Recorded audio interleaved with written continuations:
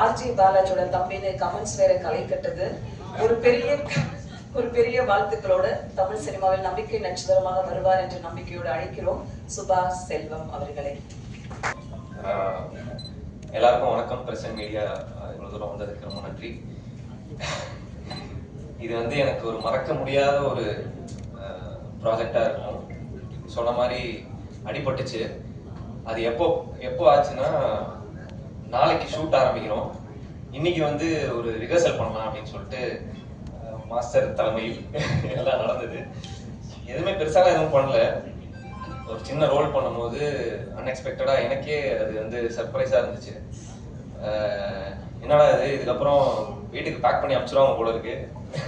ஹாஸ்பிட்டலில் அதான் யோசிச்சுக்கிட்டு இருந்தேன். ஆனால் வந்து சேதவண்ணா இருக்கட்டும், அதுக்கப்புறம் ராஜேஷ் எல்லாருமே வந்து ஒரு பெரிய சப்போர்ட் கொடுத்தாங்க.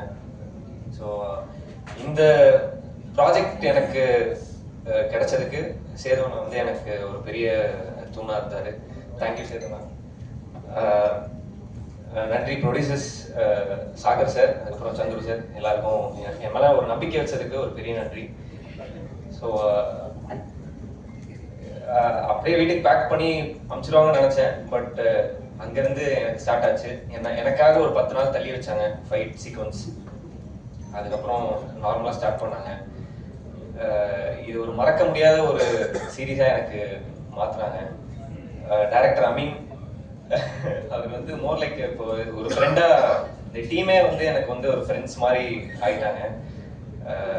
யாருமே ஒர்க் பண்ணும்போது ரொம்ப ஒரு ஹைரார்கி எதுவுமே இருக்காது. டைரக்டர் ஒரு ஃபோக்கஸ் புள்ளரோ யாருக்குமே வந்து ஒரு இதுவே இருக்காது.